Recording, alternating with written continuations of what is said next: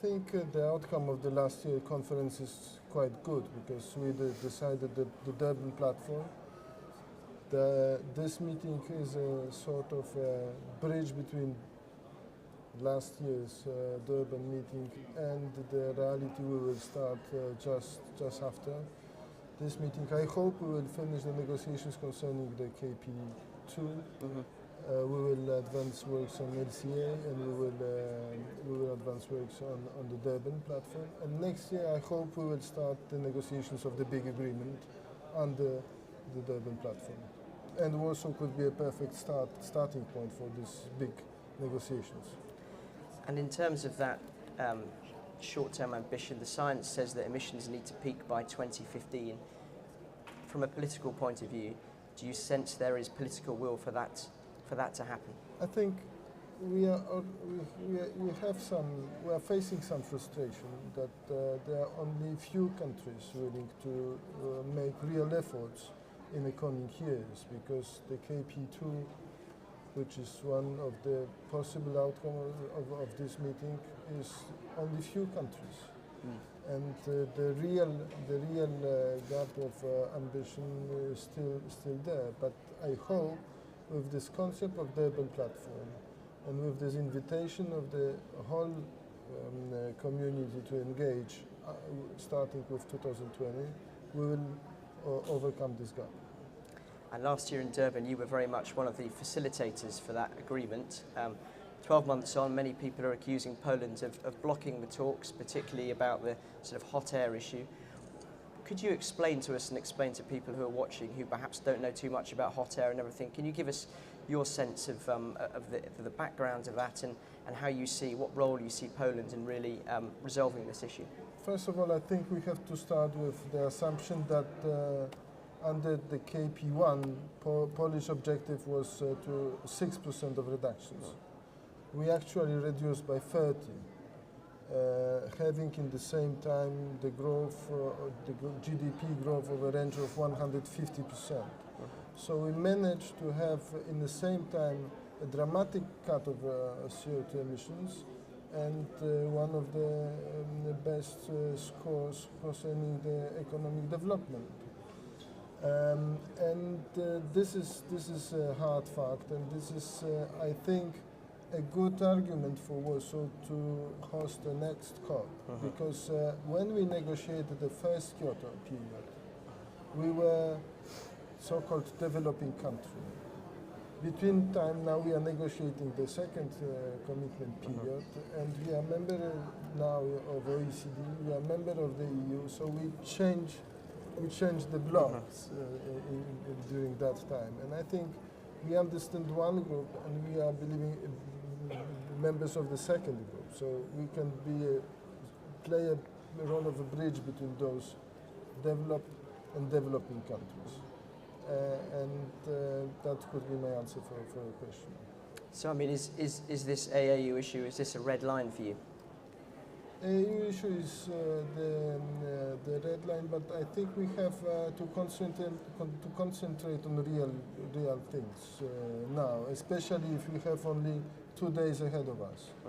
And we have to finish the negotiations concerning KP, we have to advance works on LCA and on the Durban platform, and not multiply issues when we can search for longer discussions. So let's do what is achievable here, and let's start the negotiations of the global agreement next year. In terms of finance, the UK announced, I'm not sure they were new funds, but they announced anyway their climate finance strategy till 2014. I've seen today that I think France and Germany have done the same, but do you see on the table enough climate financial pledges there to satisfy particularly the poorer countries who want help with their adaptation and mitigation strategies? I think finance issue, especially those days, is quite difficult, and obviously we have to mobilize funds, and we have to search how we can do that.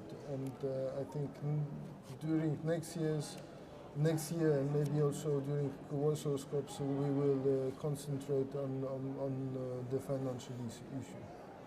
And I mean, a lot of people are looking at the EU, and as you know, one of the leading ministers, I'm sure you're getting a lot of questions. But do you sense that, you know, despite the EU showing leadership with KP2, is the time of EU leadership over? Is this a time for other people to step up to the table? I think the EU leadership is a hard fact. But without the participation of other players, nothing will change. And this is a hard reality we are facing, that we need others to follow the EU ambition. Okay.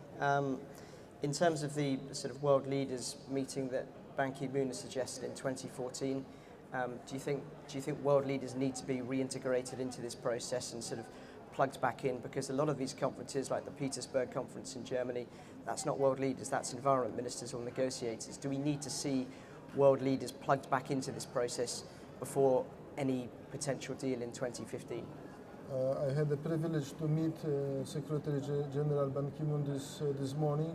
We discussed it and we agreed that one of the preparatory steps for this Global Summit 2014 would be Warsaw and the Warsaw's meeting. So you're confident that you'll get European leaders in Warsaw next year? I am not sure that we will have European leaders in Warsaw, but environment ministers preparing the big summit 2014. Okay, and in terms of Warsaw next year, do you think it's important that over the next 12 months that Poland demonstrates greater climate ambition than you've done already? I take your point about you know, a big change in the last 20 years, but the EU have been talking about a 30% target. Is it important that within the next year we see Poland buying into that? I think we have quite intensive discussions inside the EU, and if we have European goals, we will for sure find a European solution for that. And I think what is one of the most important lessons from the actual crisis is that there is no one size fits all, and we need to be flexible enough. But if there is a European goal, there will be a European answer. But European Union decided that we have an objective of 20% in the perspective of 2020. And we are ready to have a 30% target, provided that global agreement will be there. And this is European position.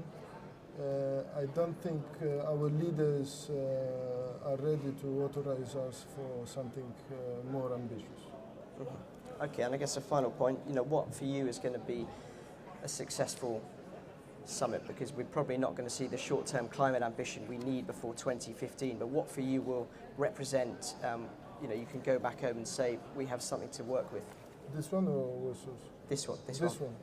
This one would be, this meeting is very important because I hope we will have the agreement about the second commitment period of the Kyoto Protocol and real delivery on the side of Durban and LCA. And that is feasible. We have only 2 days ahead of us, so let's work. So here we go. Thank you.